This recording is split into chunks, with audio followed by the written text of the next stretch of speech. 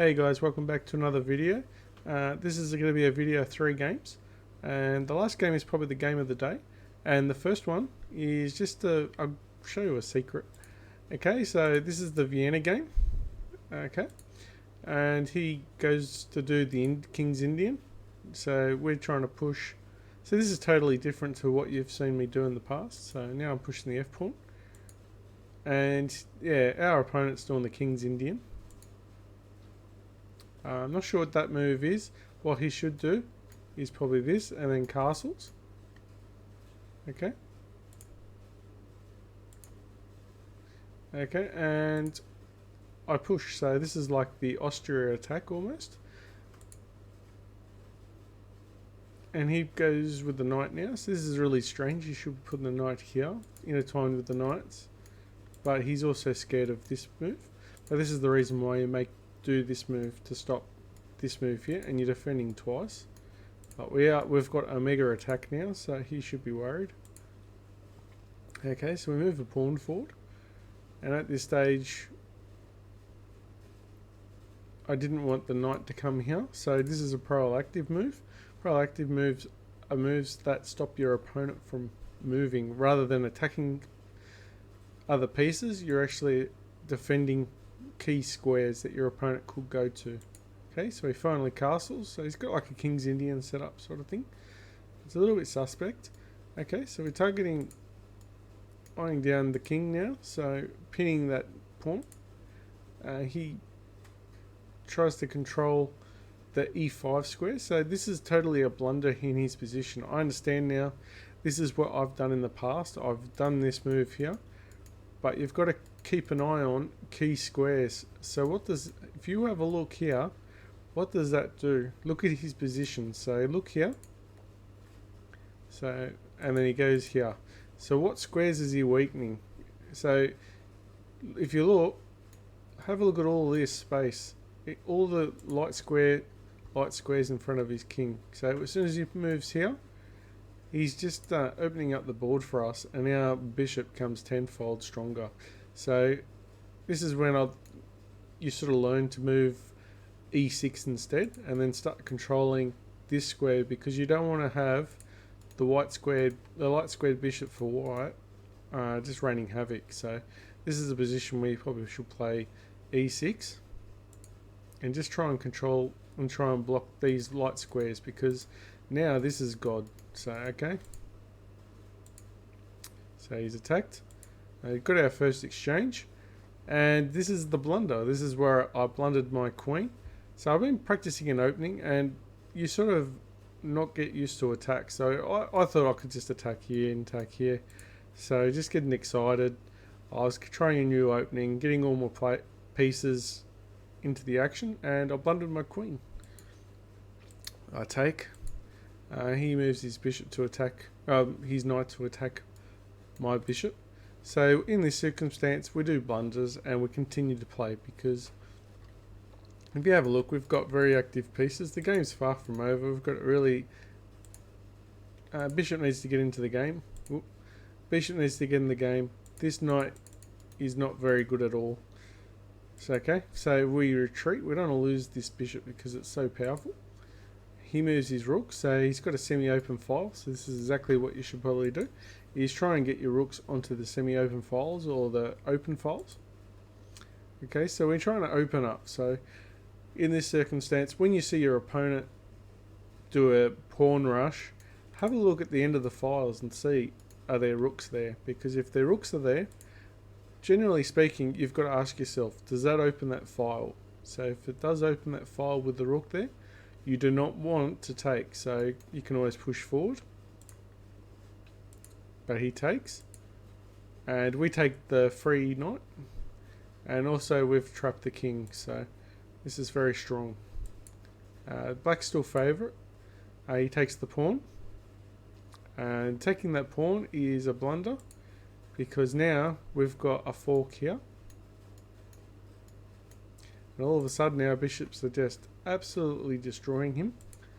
Alright, so he's gone back to a retreat square. So he's about to get mated in the corner. So we have to get our other piece active as well. Probably in this stage I probably should have started thinking about moving knights across. I wanted to get all my pieces active, so we're defending the bishop. This shows you, like, you don't need the queen to win every time, how active pieces can work together. So, okay, so he takes, we take, and now he's just lost a very active piece, and these pieces are very inactive, and this knight's not doing much either.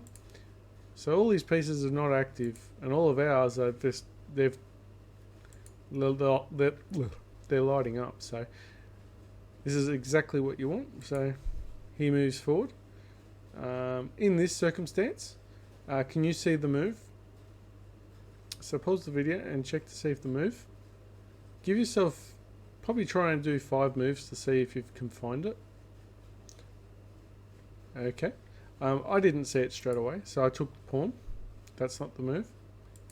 Okay, so he targets the rook. The problem is this actually forces me to do the move. So this is actually checkmate. So, or is it checkmate? No, it's not checkmate. He runs to the side. Now it's checkmate, sorry. So this is checkmate here. And now, so this was a nice checkmate anyway. So there was a sequence, and yeah, so hopefully you actually saw a lot of those moves. So here you go, the second game. So we're doing the same move again. So this is the Vienna game. It's a very aggressive tactical opening. It's pretty fun. So I've never really done this at all. So I was prone to doing mistakes here. So I'll do the Vienna game. Generally I do move these 2 squares, but I didn't really ever think about moving this square. So if he just takes, we can push forward and then threaten to take the pawn anyway with tempo. So this is a very powerful opening. Okay, so he's pinning our knight. And what do we do with pins? We try and get rid of it. So he actually just takes, so we get rid of the pin. Not sure if I should have taken with the knight. If I take with the knight, then I'm defending the pawn. And yeah, this is a square as well, so takes. Yeah, so we are looking after that square as well. So if we're here, it's probably more important we look after this square. So then we push our pawn forward. He moves up, and then we actually attack with the rook with the open, semi-open file, or the double pawns actually. So I'm not sure what you call that one. It's a double pawn. So it's not really a semi-open file. It's anyway. If you know what the phrase is for just double pawns on your opponent, is there a term for that? Please in the comments. If you don't know, that can be your homework if you want. So he's attacking here. He's attacking everything and defending. So this is quite interesting. So we'll have to retreat. And we don't lose our bishop. So this bishop is so powerful in this position. So he's just dying down the king. And in this opening, it seems to really help the bishop. So the bishops really get highlighted in this opening. So it's nice. I usually like using my knights in games, but seeing my bishops turn up, it's really nice. So anyway, so we're starting to put some pressure here. And you can see some tactics. As soon as you start seeing all your pieces starting to line up, it means there's definitely tactics involved. Okay, so he's done what you should never do, and that's open up in front of the king, especially under attack. But he is attacking, defending this twice. But we are attacking this twice. So what would be the move, if you can think of, that we should do? So we're adding an attack. What is good at exploiting your opponent's position? So if you see the move, good on you. That's the move. So we're actually pinning the pawn, so to the king. It might be actually a hard move to see. So we take, he takes, and we have to retreat because we don't want to lose our bishop in this position. So he moves across, making room for his king. And also, maybe he's thinking about getting rid of the pin. Moving here doesn't really solve anything for him. So we're trying to get our rook into the game. So this square is good. Oh, actually, because of this move, So there's certain moves that I could have done before. Say in this situation, we could have moved here, and think about putting the bishop in between the king and the rook. So this is what happens in this scenario a lot. So that would be a good powerful move. Okay, so what I was thinking of, moving the rook here and controlling the h file and just trapping the king. So he moves across and doubles his queen to his rook. As you see, this opening is very strong, even with... So this time I've got my queen. So if I didn't have my queen in this time, I might have been a little more trouble because this opponent's got about 200 points on my opponent, on my last game. So we're just trying to find some good squares to put our pieces and just try and put pressure on. So we're actually just doubling up the rooks and just defending. So he's going to get rid of his rook. So we take. And remember, we don't want to always take. So if we take here, then he goes over here and he's got control of the H file. But in this sense, when we retake, we still have control of the file. And then we're also threatening this move here. So that's quite powerful as well. And then if he goes back here, we've got mating ideas. Okay, so he's just retaken.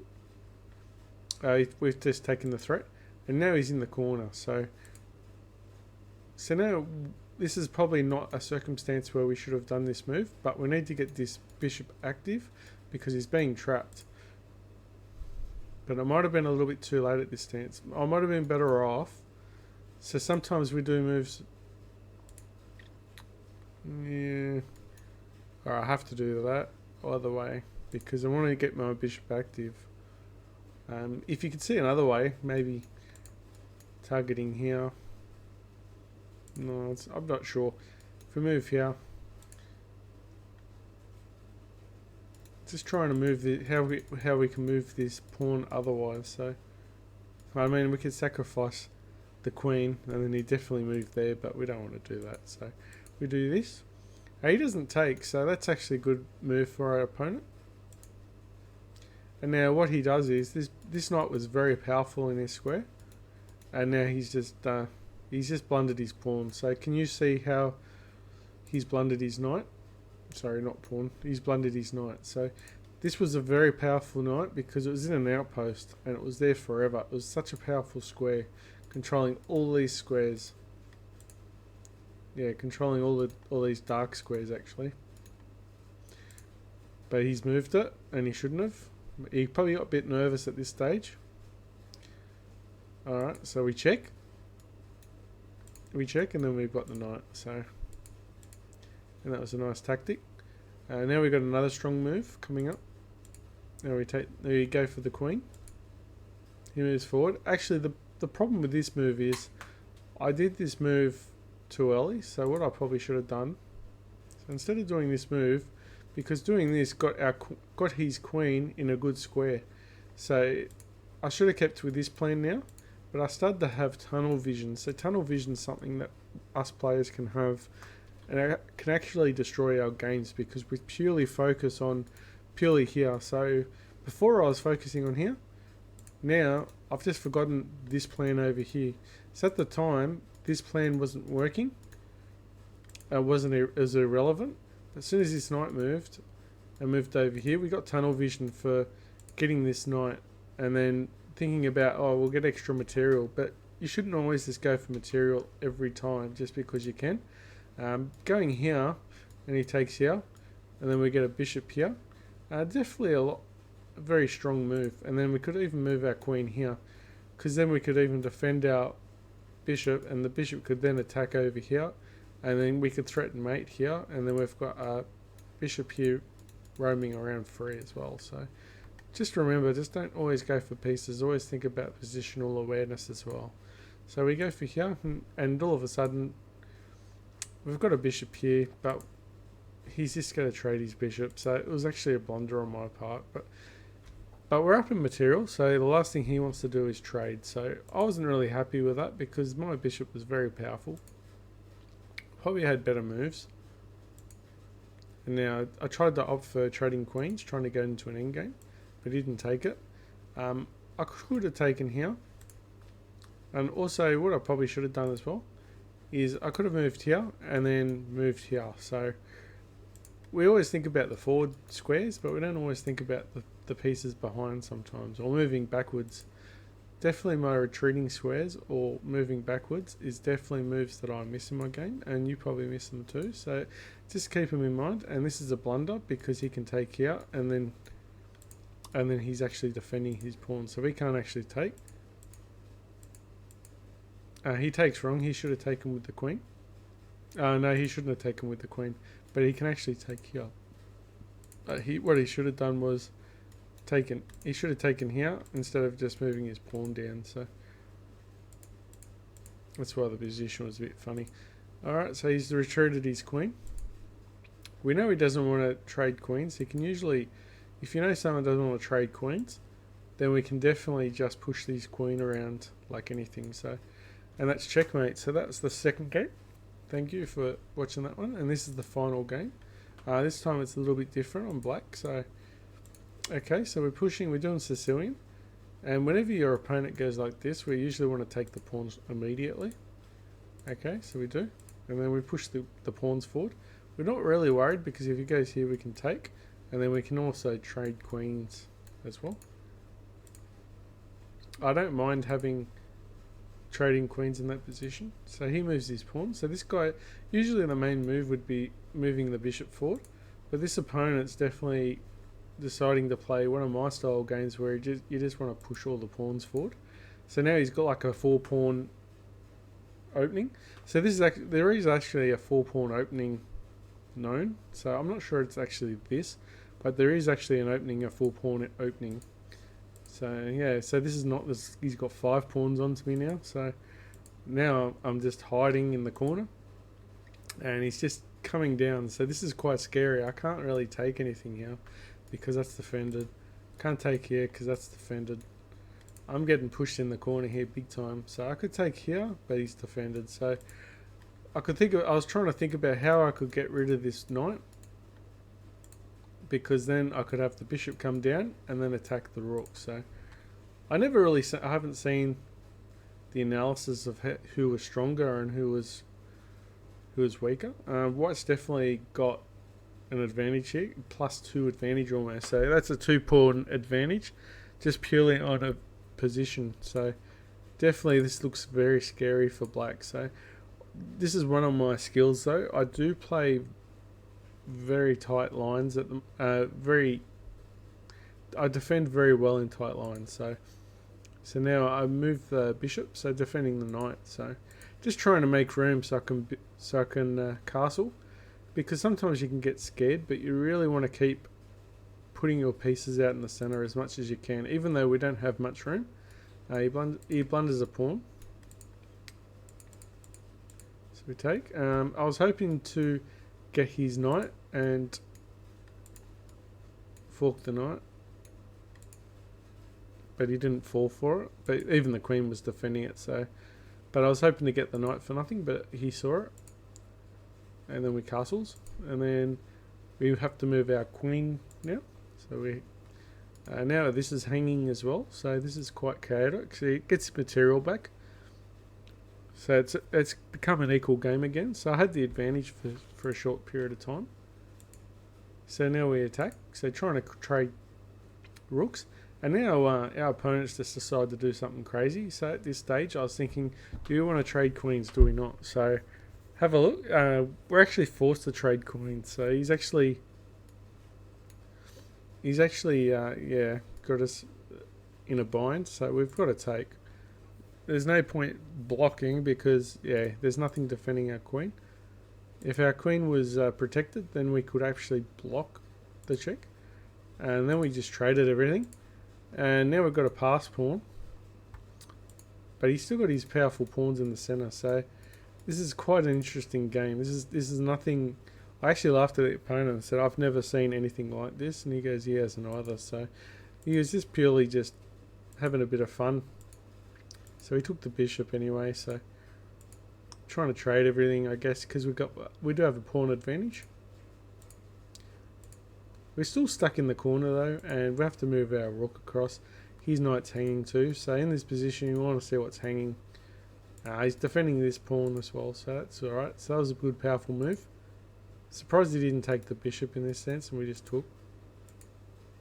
So now we're trying to open up the centre because we actually can see weakness. So if he takes here, we can take.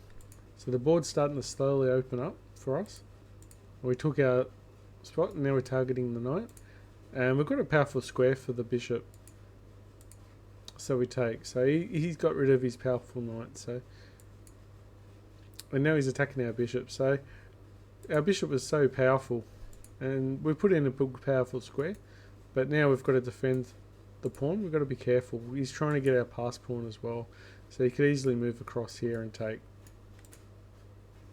And he's got ideas of going here and then targeting our rook as well. But we are pinning the rook, so we have to be careful of checks. So one thing you want to do in, say, when knights are in the center, you've got to be careful of checks and forks. So always keep an eye on it. Like I said, always keep an eye on all these squares and even highlight them, or put arrows with them.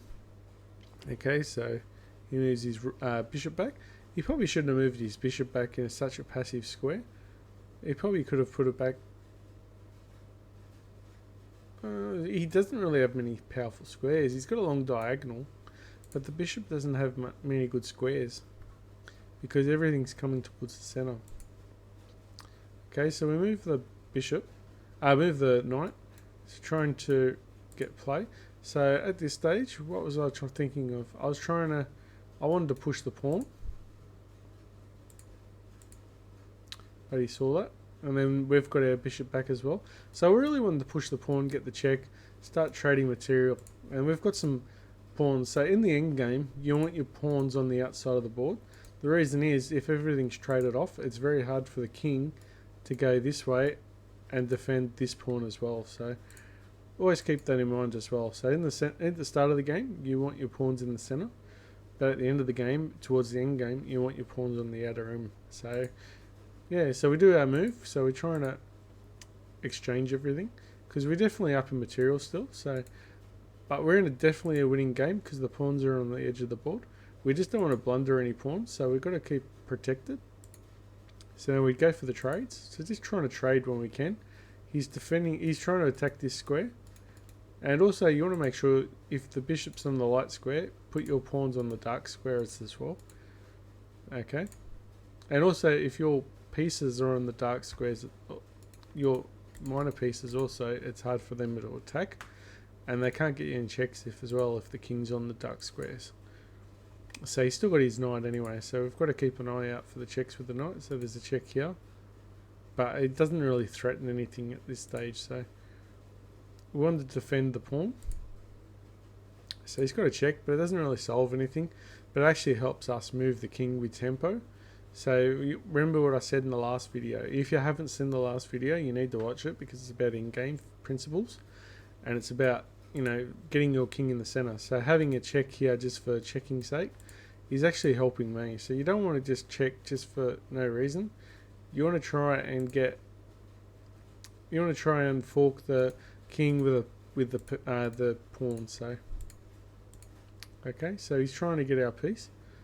But we're actually defending it twice now, so there's no chance he's going to attack there.